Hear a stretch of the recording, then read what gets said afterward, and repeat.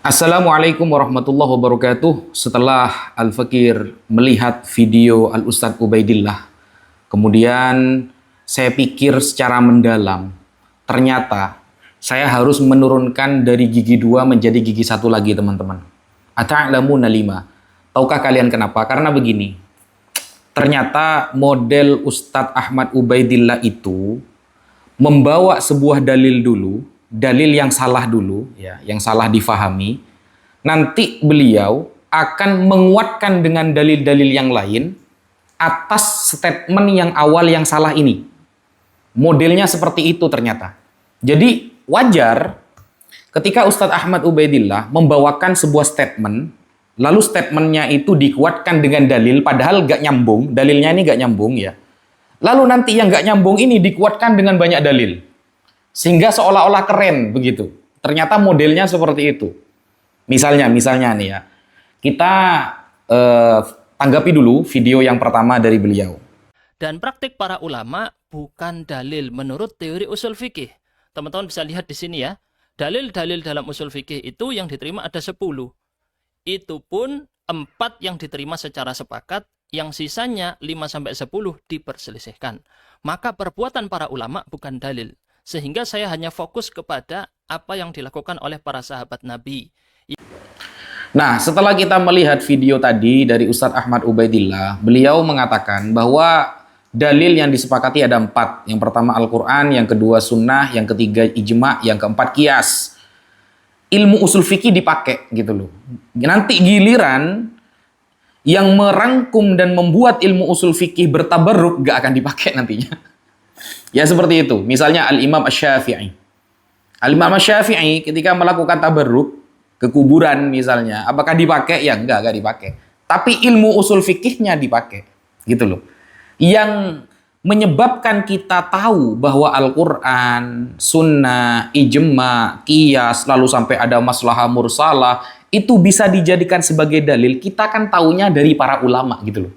Nanti giliran ulamanya bertabarruk, nggak dipakai, ilmunya dipakai. Sehingga kalau kita lihat di dalam kitab usul fikih, atau contohnya seperti kitab Al-Muwafaqat fi Usuli Syariah yang ditulis oleh Li Abi Ishaq Asy-Syatibi. Nah, beliau mengatakan di dalam kitabnya, Fatawal mujtahidin bin nisbah ilal awam, ya, ilal awam kal adillah asy-syar'iyyah bin nisbah ilal mujtahidin.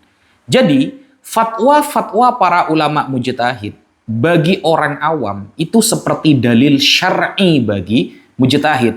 Mujtahid tugasnya istimbatul hukmi, menggali sebuah hukum dari Al-Qur'an, dari sunnah, itu tugasnya mujtahid, bukan tugas kita.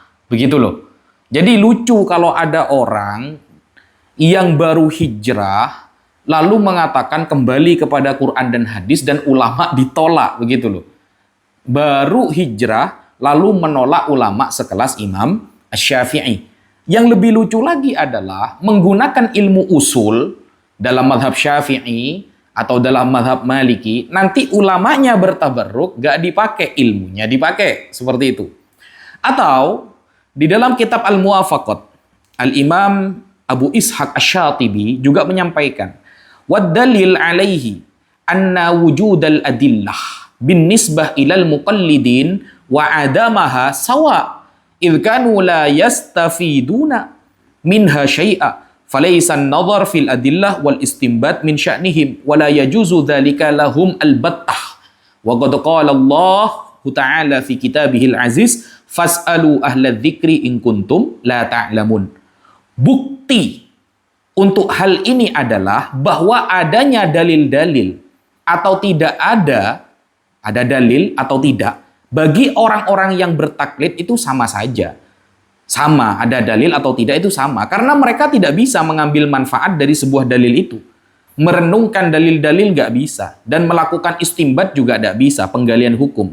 Nah, melakukan istimbatul hukmi ini bukan urusan orang-orang yang bertaklid seperti saya, tetapi urusan para ulama mujtahid, dan hal itu tidak diperbolehkan bagi orang-orang seperti kami, seperti kita yang masih kelas muqallid. Allah berfirman, "Fas'alu ahla dzikri in kuntum la ta'lamun." Maka bertanyalah kepada orang yang mempunyai pengetahuan jika kalian tidak mengetahui. Jadi, misalnya Imam Syafi'i ya, atau para ulama yang lain bertabarruk kepada makam orang soleh misalnya. Bagi kita yang hanya muqallid, ya, lalu mengatakan Imam Syafi'i bisa salah. Kalau Imam Syafi'i bisa salah, emangnya yang mau jadi juri siapa? Kalian yang mau jadi juri, seperti itu. Imam Syafi'i itu afqahun nas fil hadis, orang yang paling paham tentang hadis di zamannya, begitu loh. Atau para ulama yang lain melakukan, banyak yang melakukan, yang meriwayatkan. Lalu kita dengan entengnya mengatakan, kembali saja kepada Quran dan hadis, ulama bisa salah. Kalau ulama bisa salah, emangnya kalian yang mau akan jadi juri? Kan nggak seperti itu, teman-teman. Perkataan yang dinukil oleh Ibnu Hajar sendiri di dalam An-Nukat. Ibnu Shalah bisa dilihat ya. Hadza haditsun sahihul isnad duna qaulihim haditsun sahih. Ucapan mereka hadis ini sahih sanadnya itu beda atau berada di bawah ucapan mereka hadisnya sahih, berbeda. Karena kenapa? Karena belum dicek apakah dia kalau sanadnya sahih, itu kan cuma memenuhi 3 syarat riwayat yang sahih. Masih ada sisa 2 lagi, syadz dengan illah. Selamat dari syudzuz, selamat dari illah. Sedangkan secara makna tadi sudah ketahuan dia syadz. Secara riwayat tadi sudah ketahuan syadz, ini syadz sudah. Lafaz istisqa cuma ada di riwayatnya jalur Ibnu Abi Syaibah ini sampai Abu Muawiyah. Itu yang ada lafaz istisqa-nya. Sedangkan lafaz yang lain tidak ada lafaz istisqa dengan kata-kata ya Rasulullah, tidak ada. Nah, di video ini ya, saya khususkan video ini, Ustadz Ahmad Ubaidillah ini nggak jujur, teman-teman. Membaca itu separuh-separuh. Andaikan bacaan itu dibaca secara lengkap, maka selesai urusannya. Kenapa kok nggak selesai urusannya? Karena saya tahu pemahaman riwayat ini bertentangan dengan apa yang diyakini oleh Ustadz Ahmad Ubaidillah sebagai orang salafi. Makanya terus dipertahankan. Andaikan mau dibaca ibarat setelahnya, maka selesai pembahasan. Coba kita cek. Beliau mengutip di dalam kitab An-Nukat, Imam Ibnu Hajar, yang mengutip Ibnu Shalah. Yang dibaca ini oleh Ustadz Ahmad Ubaidillah. As-sabi' qauluhum. Hadza hadithun sahihul isnad au hasanul isnad duna qaulihim. Hadza hadithun sahih au hadithun hasan. Stop. Ya, stop, di-stop oleh beliau. Seolah-olah lalu dia membuat sebuah klaim kalau soheh matannya belum tentu soheh sanatnya, atau dibalik ya. Kalau soheh sanatnya belum tentu soheh matannya. Ketika para ulama mengatakan sohihul isnad belum tentu soheh hadisnya. Sudah, setelah pemotongan ibarat ini, lalu beliau memberikan banyak kitab agar mendukung pendapat yang gabrul ini. Pendapat yang gak nyambung ini. Begitu loh. Itu cara Ustadz Ahmad Ubaidillah dalam berdiskusi ternyata, teman-teman. Dia buat klaim dulu, ya, yang klaimnya ini sebenarnya gak bener. Lalu nyari dalil-dalil lain untuk menguatkan klaimnya ini. Begitu. Nah, itu sama sekali gak benar. Coba kita baca setelahnya. Andaikan ini dibaca secara lengkap, selesai permasalahan. Ini ya. Kita baca. Hadza hadithun sahihul isnad wala yasihhu likaunihi syadzan aw mu'allalan. Lalu kita baca ini. Setelahnya. Ghaira annal musannifal mu'tamad, kecuali maka sesungguhnya ketika ada seorang musannif, orang yang mengarang kitab yang mu'tamad minhum dari kalangan para ulama, ya ada musannif yang mu'tamad nih. Contoh Imam Ibnu Hajar, mu'tamad. Idza tasara ala qawlihi innahu sahihul isnad, ketika mencukupkan perkataan dengan sahih sanadnya, hanya ngomong sahih sanadnya, walam yadhkur lahu illah, enggak menyebutkan illatnya, walam yakdah fihi, enggak dikomentari juga, enggak dikomentari buruk, fadh-dhahir minhul hukmu lahu bi annahu sahih fi nafsihi. Maka hadisnya, statusnya, riwayatnya sahih. Secara zahir ini sahih. Jedir. Nah, ini kan gak dibaca sama beliau. Cuma diambil atasnya saja. Sebenarnya ini sudah menjawab semua ucapan beliau sampai 1 jam itu. Misal, kita kasih satu contoh. Al-Imam Ibnu Hajar al-Asqalani mengatakan bahwa ini sahih sanadnya. Yang namanya sahih itu kan satu harus ittisalus sanad, 2 rawinya harus adil, 3 harus dhabat, 4 tidak terjadi syadz, 5 tidak terjadi illat. Itu namanya baru hadis bisa dikatakan sahih. Nah, ketika ada seorang musannif yang mu'tamad, ya, musannif pengarang kitab yang mu'tamad, contoh seperti Imam Ibnu Hajar, apalagi ditambahi Imam Ibnu Katsir sebagai penguat. Imam Ibnu Hajar aja ketika mengatakan sahihul isnad itu sudah keren sebenarnya. Sebenarnya nggak usah kemana-mana Ustadz. Ini syad lah, apalagi dikatakan syad, aduh jauh sekali ini. Itu kemana-mana antum. Coba berpikir normal dulu gitu loh. Ketika Imam Ibnu Hajar yang levelnya adalah Al-Hafidh mengatakan sahihul isnad, ya. Kemudian dalam ibarat ini dikatakan idza tasara ala qaulihi innahu sahihul isnad, lalu mengatakan Ibnu Hajar ini sahih sanadnya, walam yadhkur lahu illah walam yaqdah fihi. Enggak ada komentar buruk dari Imam Ibnu Hajar, enggak menyebutkan ada illatnya riwayat ini, maka fadh-dhahir minhu al-hukmu lahu bi annahu sahih fi nafsihi. Maka ini sudah sahih. Matannya pun sudah sahih, begitu loh. Kenapa? Lianna adamal illah wal qadih huwal aslu wal zahir wallahu a'lam. Karena tidak adanya illat dan tidak adanya komentar buruk itu adalah hukum asalnya, begitu loh. Al aslu bara'atu zimmah, gitu loh. Kalau di dalam kaidah fikih, ini sebenarnya andaikan Ustadz Ahmad Ubaidillah mau membaca bawahnya saja itu selesai masalah. Ini yang mengatakan sahihul isnad Imam Ibnu Hajar, saudara. Begitu loh. Imam Ibnu Hajar ini yang mengatakan seperti ini. Sehingga ketika dikuatkan lagi oleh Musnadul Faruq, dikuatkan lagi oleh Al-Bidayah wan Nihayah, itu tambah kuat. Bahkan Ustadz, bahkan sekelas Syekh Albani yang awalnya mendoifkan karena ada orang yang majhul bernama Malik Ad-Dar, ya menurut beliau awalnya, ternyata beliau merujuk pendapatnya dan mengatakan Malik Ad-Dar ma'ruf, yang awalnya majhul nih, ghairu ma'ruf nih. Lalu ternyata itu kan di dalam kitab At-Tawassul Anwa'uhu. Awalnya beliau mengatakan seperti itu. Ternyata beliau tobat Ustadz. Al-Albani tobat. Lalu mengatakan Malik Ad-Dar ma'ruf. Itu ditulis di kitab setelah menulis kitab At-Tawassul. Namanya kitab At-Targhib. Nah, di dalam kitab ini ya, Shahihut Targhib wa Tarhib yang ditulis oleh Al-Imam Muhammad Nasiruddin Al-Albani. Ini ya. Di dalam kitab ini diterangkan begini. Ini coba kita lihat ya. Ketika itu kita kasih tanda panah dari atas, wa an Malik Ad-Dar. Itu ya, diriwayatkan dari jalur Malik Ad-Dar. Anna Umar bin Al-Khattab radhiyallahu an akhadha arba'ah mi'ati dinarin. Nah, status ini, ya, status riwayat ini kan ada Malik Ad-Darnya. Ada orang yang bernama Malik Ad-Dar. Ternyata dikatakan hasanun mauquf. Statusnya hasan.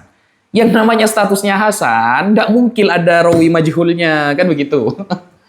Yang namanya statusnya hasan, ya nggak mungkin ada rawi majhulnya, Ustaz. Begitu loh. Ini tobat. Sekelas Syekh Nasiruddin Al-Albani aja tobat. Yang awalnya mengatakan majhul, sekarang mengatakan hasan riwayat yang ada Malik Ad-Darnya. Lalu kita cek di takliknya.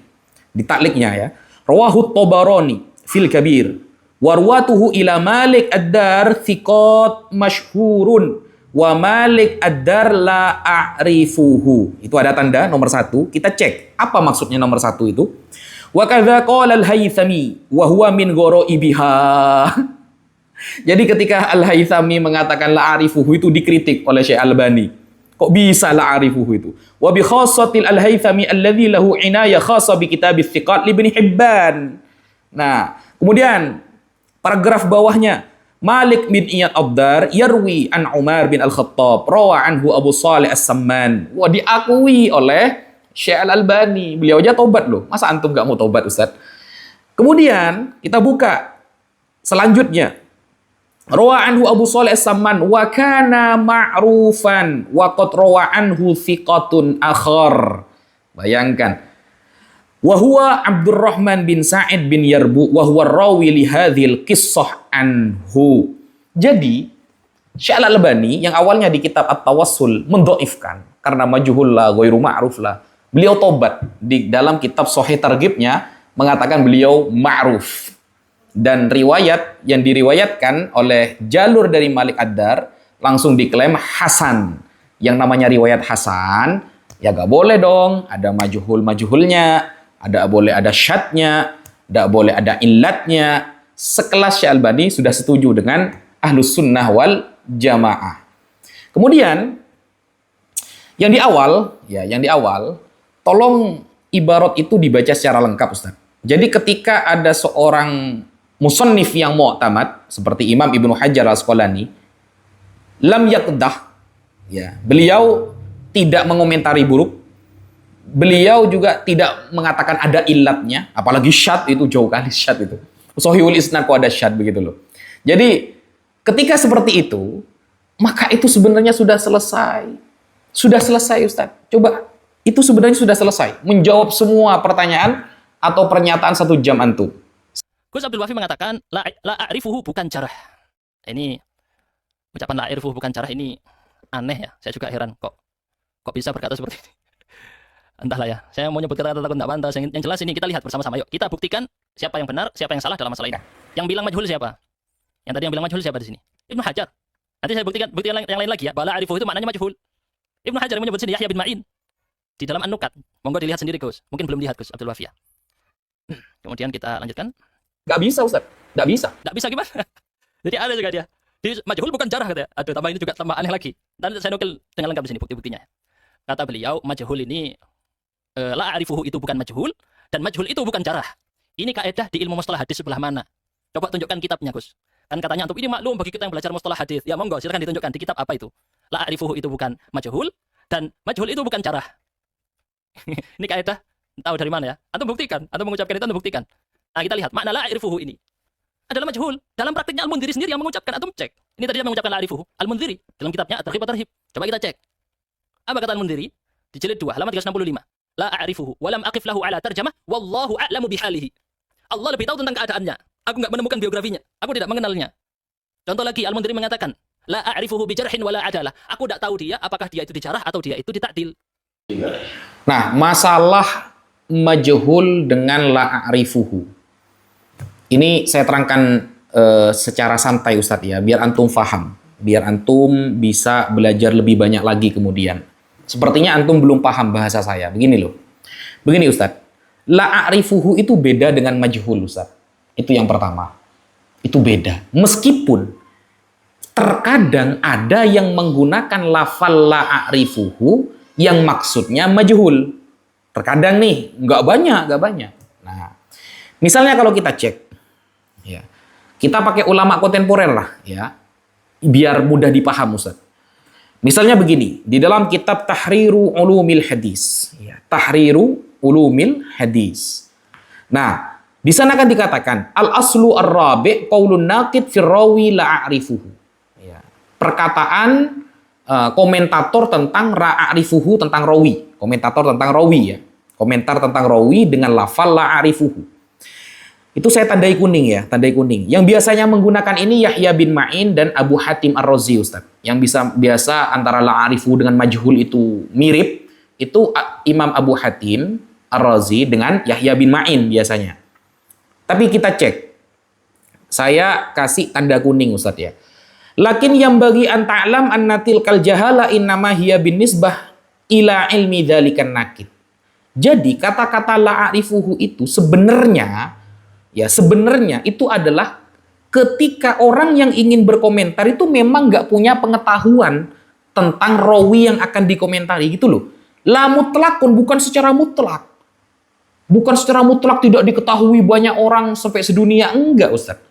Cuma rawi ini gak diketahui menurut ilmu dari nakidnya itu. Orang yang mau komentar ini sepengetahuan dia nggak tahu gitu loh. Nah, fa inna khafa'a halir rawi ala naqid wa in kana dzalikan naqid ka Yahya bin Ma'in la yalzamu minhu ayyakuna majhulan inda ghairihi. Ketika sudah ada orang yang mengatakan la a'rifuhu, meskipun nakidnya, ya, orang yang berkomentar ini sekelas Yahya bin Ma'in, itu tidak menyebabkan la a'rifuhu itu jadi majhul menurut yang lain. Belum tentu, Ustaz. Misalnya Al-Haythami tadi sudah saya jawab. Yahya bin Ma'in mengatakan la a'rifuhu. Apakah berarti majhul inda ghairihi? Enggak. Menurut yang lain majhul? Enggak. Belum tentu juga begitu. Fa inna bin Ma'in innama yukhbir an ilmihi. Jadi Yahya bin Ma'in hanya ngasih tahu tentang pengetahuannya tentang rawi ini, saya nggak tahu gitu loh. Kalau majhul itu memang masuk jarah, Ustadz. Tapi kalau la'arifuhu beda sama majhul gitu loh. Jadi la'arifuhu ini di bawah majhul, masih lebih enteng gitu loh. Kemudian kita buka di dalam referensi yang lain, Syifa'ul Alil bi alfadhin wa qawaidil jarhi wa ta'dil. Misal, ma'lum anna qaula ahadil a'immah, sudah diketahui bahwa perkataan salah satu para imam, fulan la a'rifuhu, ada orang yang aku tidak tahu, adh-dhahir minhu annahu la ya'rifu ainahu, maksudnya tidak tahu biografinya, orangnya maksudnya, fadlan an halihi, apalagi biografi keadaannya, kredibilitasnya. Wa yakun hadzal rawi majhulan indal qail faqat. Maka rawi ini majhul menurut satu pendapat orang saja. La inda ghairihi, belum tentu menurut yang lain, Ustaz. Kenapa? Li'anna qaulahum fulanun majhul. Karena perkataan mereka para ulama fulan majhul asyaddu jahala min qauli ahadihim fulan la a'rifuhu. Karena perkataan majhul ini lebih dahsyat daripada perkataan la a'rifuhu. Kalau majhul masuk jarah, Ustaz. Tapi kalau la a'rifuhu enggak, begitu loh maksudnya. Jangan langsung disamakan, begitu loh. Jelas ya? Makanya harus lebih teliti lagi, Ustaz. Harus lebih teliti lagi. Kenapa? Al-Haythami mengatakan la a'rifuhu itu kadang orangnya itu masyhur. Orangnya masyhur. Cuma sepengetahuan beliau enggak tahu gitu loh. Langsung jangan diklaim majhul sebagai tanda jarah, jangan. Apakah saya jarang membaca kitab Majma'uz Zawaid sebagaimana yang disangkakan oleh Ustadz Ahmad Ubaidillah? Justru Ustadz, saya yang ragu antum sudah baca apa enggak kitab Majma'uz Zawaid karya Al-Imam Nuruddin Al-Haythami. Sekarang kita cek ketika beliau mengatakan la a'rifuhu, Ustadz. Kita cek ya. Di sini ada kitab yang bernama Kitabul Faraid ala Majma'iz Zawaid. Di dalam kitab itu beliau, musannif, mengatakan begini, Ustaz.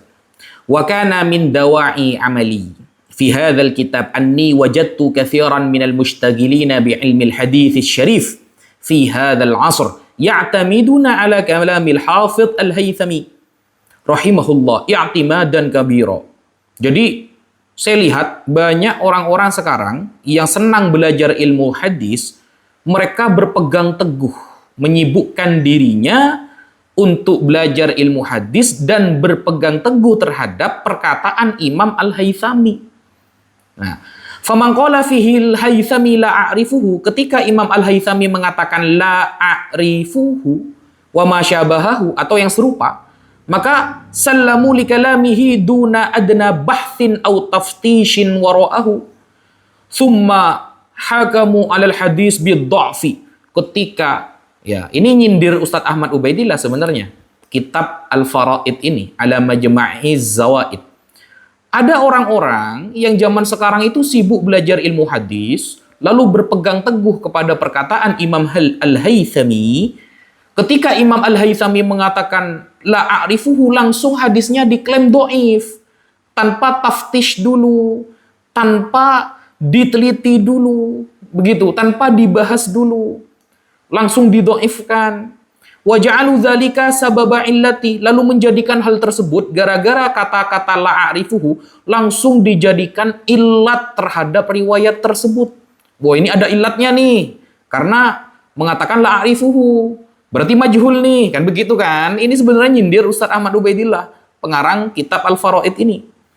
Wal waqi' khilafu dzalik, padahal kenyataannya enggak seperti itu gitu loh. Fakam min rawin qala anhu Al-Haythami la a'rifuhu betapa banyak rawi yang mana Imam Al-Haythami berkomentar la'arifuhu au lam ajid lahu tarjamah, aku tidak menemukan biografinya, wa huwa min masyahirir ruwat, padahal beliau adalah rawi yang masyhur, termasuk rawi-rawi yang masyhur. Wa aktsaru man qala fihim dzalika hum min ruwatit tahdzib. Kebanyakan dari rawi-rawi at-tahdzib. Nah, ini sebenarnya nyindir alama sayarahul qari al-karim fi kitabina hadza. Nanti akan dibahas ya bagi pembaca yang budiman di dalam kitab ini. Wal maksud huna annahu la yanbaghi liman tasadda li hadzal ilmi syarif al-iktisar ala kalamil huffaz al-mutaakhirin dariban bi aqwalil a'immah al-mutaqaddimin aradul ha'id dhahilan anil bahth fi tasanifihim bal yajibul inayah, bahkan kita wajib memperhatikan kullal inayah bi kutubil usul. Jadi kita harus merujuk kepada kitab-kitab ulama mutaqaddimin. Jangan hanya berpegang teguh kepada kitab mutaakhirin.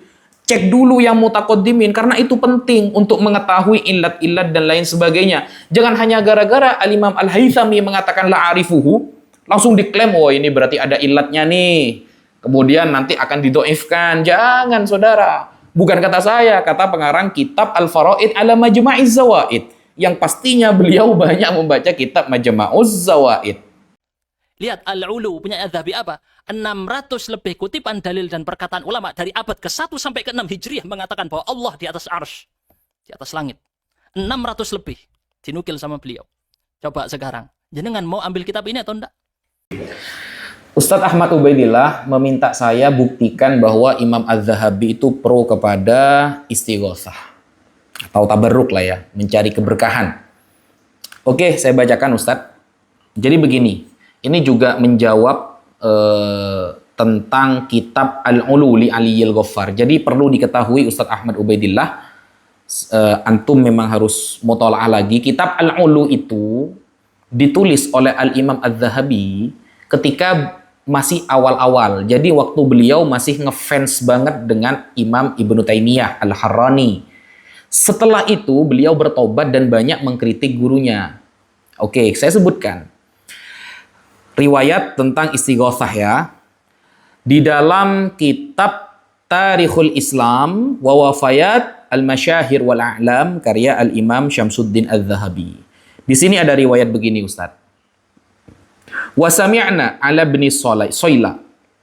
Kami mendengarkan dari Ibni Soyla sebuah riwayat ya, sebuah cerita, bukan hadis Nabi, bukan. Wa Abi Syakir As-Siklatuni wa tajanni, kemudian wabni Yildirak wa Manu Jihar wabni Syatil wa kana lahu ibnun syekhun idza jalasna tabayyana ka'annahu al-ab wa amiya ala kibarin wa baqiya sab'ina yawman a'ma thumma bari'a wa ada basaruhu yakni al-ibna fasa'alna syekh anis sabab fadzakara lana annahu dhahaba bihi ila qabril imam Ahmad wa annahu da'a wa batahal wa qultu ya Imam Ahmad as'aluka illa syafa'ta fihi ila rabbik ya rabbi syafi'hu fi waladi wa waladi yu'ammin thumma mudaina falamma kana al-lail istaiqadha wa qad absara. Jadi ini ada sebuah cerita teman-teman ya. Ya, dari Ibnu Sayla, Abu Sakhar Sikilatuni, Tajani, Ibnu Yildarak, kemudian Manu Jahar dan Ibnu Satil. Dia memiliki seorang anak laki-laki yang tua. Jika kami duduk, nampaknya dia seperti ayahnya. Anaknya itu buta pada usia tua dan tetap buta selama 70 hari. Lalu dia sembuh dan penglihatannya kembali. Kami bertanya kepada Syekh tentang sebabnya, maka dia menceritakan kepada kami bahwa dia membawanya ke makam Imam Ahmad, lalu berdoa dan memohon dengan sungguh-sungguh seraya berkata, "Ya Imam Ahmad, aku memohon kepadamu agar kamu memberi syafaat baginya kepada Tuhanmu. Ya Rob, terimalah syafaatnya untuk anakku anaknya itu mengamini doa tersebut. Langsung diamini. Yu'ammin wa waladi yu'ammin. Anaknya mengamini. Nah, kemudian lalu kami pergi. Ketika malam tiba, anak itu bangun dan sudah bisa melihat. Jadi wasilah bisa melihat dari seorang anak ini ketika datang ke makam, sama seperti cerita Malik Ad-Dar dalam riwayatnya, ya Rasulullah istasqi li ummatik fa innahum qad halaku. Inilah yang disebut dengan beristighatsah kepada makam saudara. Nah, di beberapa slide ini Ustadz Ahmad Ubaidillah menggunakan caranya lagi, teman-teman. Jadi memunculkan statement yang statement ini sebenarnya salah, lalu dikuatkan dengan statement-statement yang lain, padahal ini sudah dari awal salah, agar terlihat keren. Begitu. Padahal statement awalnya sudah salah nih. Lalu nyari ibarat untuk menguatkan ini yang salah itu. Sehingga terlihat kuat, padahal di awal sudah salah. Misalnya, masalah tadlisnya Al-A'mash. Saya sudah menjawab ya bahwa ketika Al-A'mash wa huwa yadlisu wa rubbama dallasa an dha'ifin wala yudra bihi famata qala haddatsana fala kalama. Kalau Al-A'mash mengatakan haddatsana maka tidak ada masalah. Wa mata qala anta turruk ila ihtimali tadlis illa fi syuyukhin lahu aktsar anhum. Wa mata qala an, kalau sudah bilang an Al-A'mash maka tatarraqa ila ihtimali tadlis illa fi syuyukhin lahu aktsar anhum, kecuali dari guru-guru ini ya. Salah satunya adalah Abu Saleh As-Samman. Lalu Ustadz Ahmad Ubaidillah mengatakan, ini adalah kaedah aghlabiyah, bukan secara mutlak. Buktinya ada kok. Yang Al-A'mash ini ternyata kepada Abu Soleh ternyata lam yasma' min Abi Soleh, lam yasma' min Abi Soleh. Oke, saya tanyakan Ustadz sekarang, dijawab ya. Buktikan satu saja riwayat bahwa dalam masalah riwayat Malik Ad-Dar ini, Al-A'mash itu lam yasma' min Abi Soleh As-Samman misalnya. Buktikan satu saja. Jadi jangan hanya Ustadz, jangan hanya memberikan contoh lain. Jadi Ustadz Ahmad Ubaidillah ini modelnya ngasih contoh lain dari statement dia yang awal yang sudah salah itu agar terlihat kuat, teman-teman. Padahal sudah gak nyambung dari awal, begitu loh. Coba berikan satu contoh tentang riwayat Malik Ad-Dar ini bahwa Al-A'mash lam yasma' min Abi Saleh. Kalimatnya lam yasma', soreh, seperti itu. Coba buktikan satu saja tentang riwayat ini. Karena kalau saya kuatkan lagi dalil saya di dalam kitab Al-Matalibul Aliyah, Imam Syu'bah mengatakan, Syu'bah al-Qail, kufitukum tadlisa thalatha. Aku cukupkan untuk kalian tadlisnya 3 orang. Yang pertama Al-A'mash, yang kedua Abi Ishaq, yang ketiga Qatadah. Jadi kalau 3 tadlisnya orang ini nggak masalah. Kata siapa? Kata Al-Imam Asy-Syu'bah. Coba contohkan Ustadz ya. Untuk riwayat Malik Ad-Dar ini, saya minta contoh satu yang soreh bahwa A'mash lam yasma'. Buktikan. Tidak akan pernah Anda temukan. Saya putar balik. Lah, Ibnu Katsir yang jenengan nukil, dia mensahihkan riwayatnya. Ibnu Katsir tidak setuju dengan praktek berdoa seperti itu. Karena beliau menukil kitab gurunya dirangkum dan memuji dengan sangat indah pujiannya. Menyerang, ya mohon maaf ya kata-kata ini menyerang, agak kasar tapi memang menyerang. Al-Bakri ini diketawain ini. Ketawain. Di awal-awal itu mukadimahnya teman-teman bisa lihat tuh. Link kitabnya saya cantumkan di sini supaya teman-teman bisa download sendiri bahwa ini benar kitabnya Ibnu Katsir. Beliau merangkum dari kitab Al-Istighatsah punyanya Ibnu Taimiyah.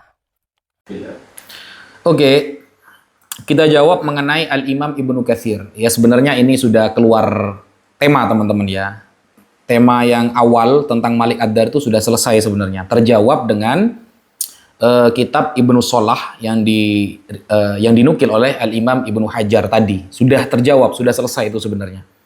Jadi ketika ada musannif yang mu'tamad, pengarang kitab yang mu'tamad, ya tidak mengkodah, tidak mengomentari jelek, tidak mengatakan ada ilatnya, ya sudah selesai. Berarti matanya soheh, sanadnya soheh, begitu. Itu sudah selesai sebenarnya. Nah, ini saya ingin jawab tentang masalah Imam Ibnu Katsir yang mengatakan jayyidul isnad yang diungkapkan oleh Imam Ibnu Katsir dalam riwayat Mujalid dari Sya'bi dari Masruk. Dalam satu hadis yang menceritakan Umar naik ke mimbar Rasulullah SAW. Jadi itu sebenarnya kalau kita lihat di dalam kitab Musnadul Faruq Ibnu Katsir. Ya, ini tercatat seperti ini, Ustaz. Wa idza kana al-amru kadzalik fa qaulul Hafidz Ibnu Katsir ya isnaduhu jayyidun qawiyyun ghairu qawi bal huwa sahwun minhu. Jadi ketika memang ada kesalahan dari Imam Ibnu Katsir yang mengatakan sanadnya jayyid, ya berarti itu adalah sahwun minhu. Ya, itu memang kekhilafan dari Imam Ibnu Katsir. La yajuzu liman tabayyana lahu ayyuqallidahu, maka tidak boleh untuk bertaklid terhadapnya. La siyama ma'a i'lalil Hafidz al-Baihaqi iyahu bil inqita'. Nah, jadi sebenarnya kalau misalnya apalagi ditambahin ya Imam Al-Baihaqi mengatakan ini inqita', ya sebenarnya sudah gak usah diterima begitu. Tapi jangan langsung divonis semua Imam Ibnu Katsir ini sering menjayidkan hadis yang dhaif misalnya. Enggak. Jadi kayak misalnya diteliti dulu. Jadi kita itu melalui penelitian juga, Ustaz. Jadi kalau ketika diteliti itu memang mayoritas ulama mengatakan tidak, ya sudah tidak begitu. Kalau ingkito ya ingkito, begitu, Ustaz. Nah, kemudian masalah Imam Ibnu Katsir mensohihkan sanad tapi tidak menerima matannya. Buktinya Ibnu Katsir menyerang Al-Bakri yang beristighotsah dan merangkum kitab gurunya Imam Ibnu Taimiyah. Sebenarnya kita harus melihat Imam Ibnu Katsir secara komprehensif, Ustadz. Tidak bisa kita melihat sepotong-sepotong. Misalnya kalau kita cek di dalam kitab Al-Bidayah wan Nihayah, ternyata Imam Ibnu Katsir tidak mengingkari orang-orang yang bertabarruk kepada jenazah Imam Ibnu Taimiyah. Ini saya tampilkan dalilnya ya. Ketika wafat malam Senin, seorang imam yang alim, yang az-zahid, al-abid, al-mujahid, yaitu Imam Ibnu Taimiyah, ternyata banyak orang-orang datang kepada beliau dan ternyata mereka semuanya ya berkumpul-kumpul membaca Al-Qur'an wa tabarraku bi ru'yatihi wa takbilih. Sampai mereka juga mengambil berkah, dan ini tidak tidak dikomentari oleh Imam Ibnu Taimiyah. Tidak dikomentari oleh Imam Ibnu Katsir ad-Dimashqi.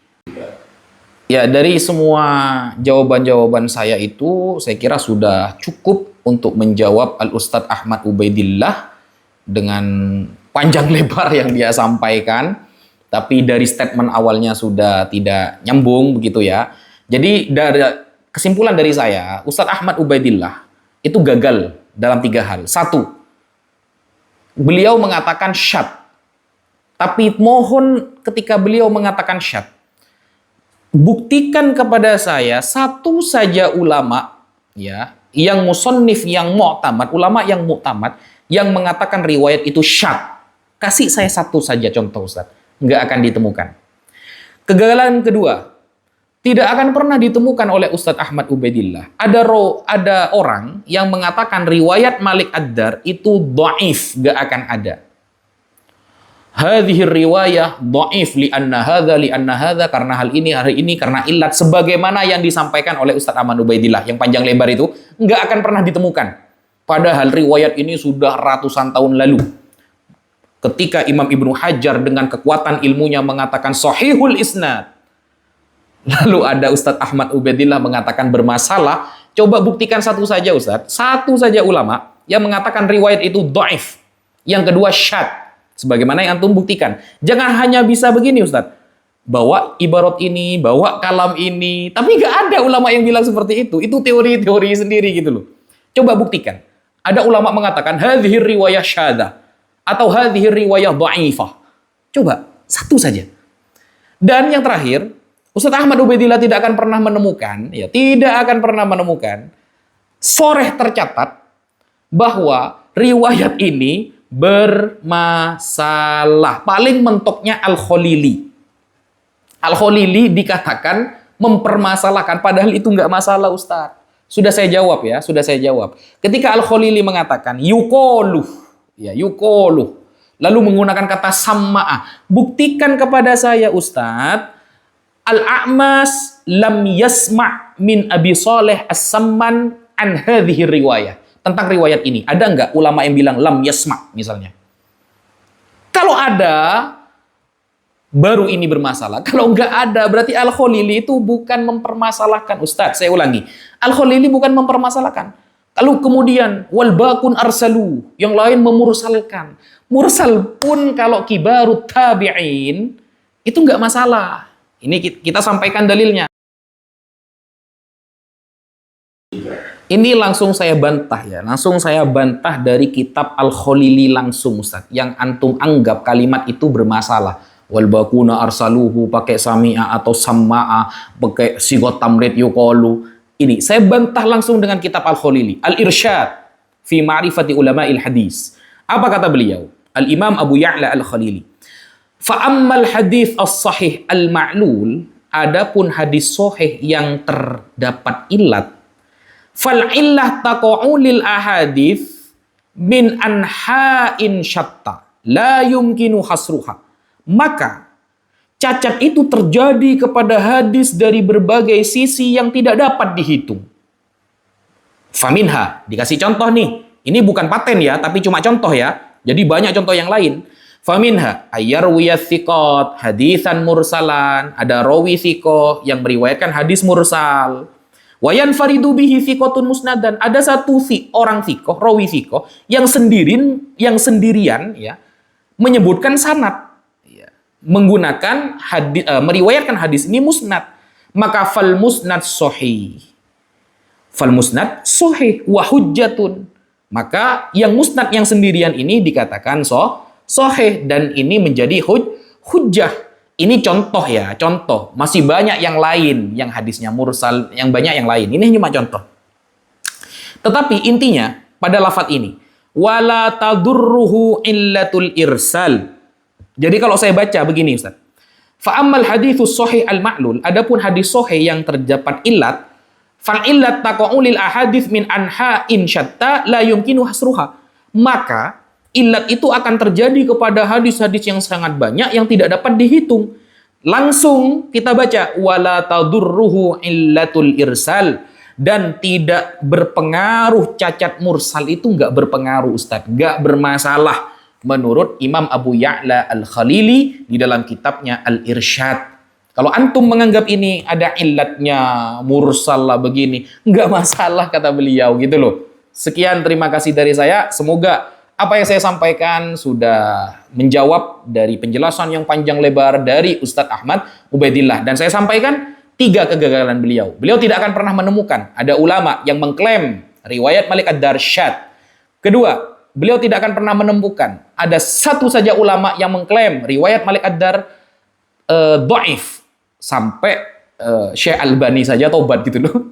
Masa antum gak tobat, Ustaz? Yang ketiga, antum tidak akan pernah menemukan satu saja ulama yang mengkritik matannya ini. Nggak ada. Ya, mungkin itu yang bisa saya sampaikan. Sekian, terima kasih. Wassalamualaikum.